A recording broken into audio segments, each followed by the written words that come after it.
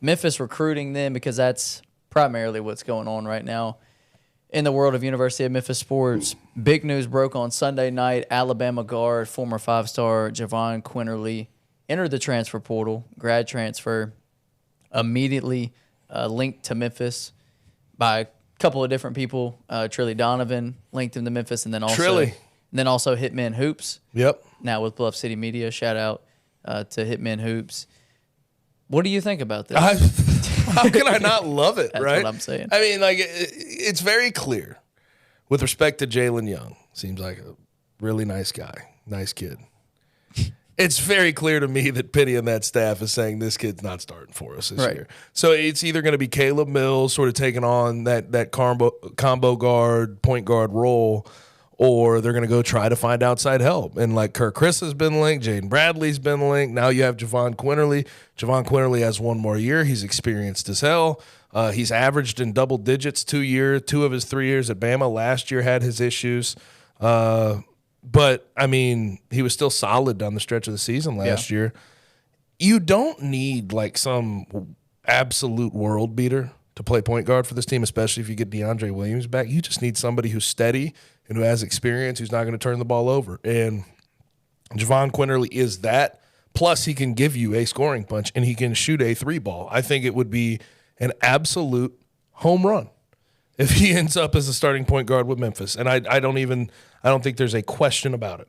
I'm with you, and I think if JQ were to come to Memphis and they play him differently than Nate Oates did at Alabama last year, which Nate Oates had a log jam at the point guard spot with Mark Sears and JQ, Jaden Bradley. So I understand JQ not having his best season last year. It totally makes sense.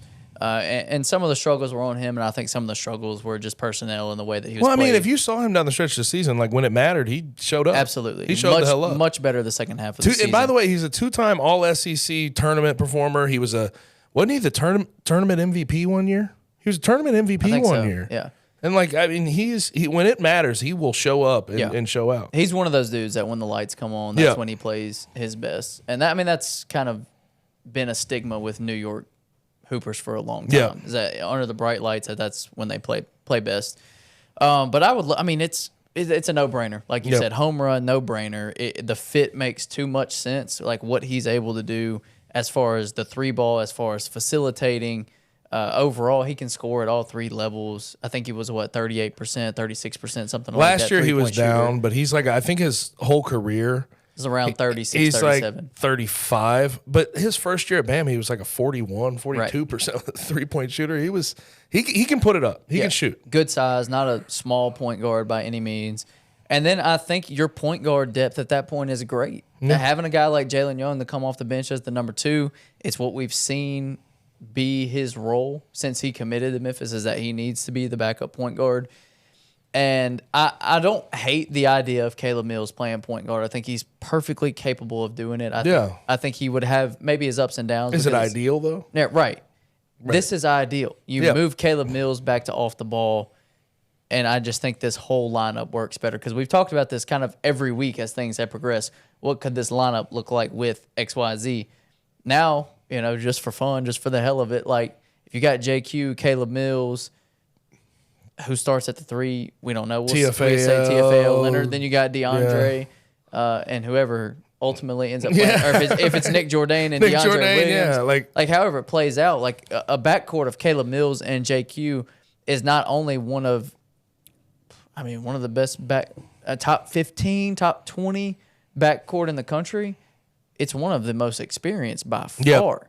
JQ, this will be his year 5 of playing, but 6th year in college. And Caleb Mills, year 5. Yeah, you have 11 years of collegiate experience in your backcourt between your point guard and your shooting guard, and how can you hate that? It's funny, like at this point in the game, like I know, like early, a lot of people were like, why didn't Penny and the staff get involved with Caleb Love, and why are they getting involved with this guy and this guy and this guy?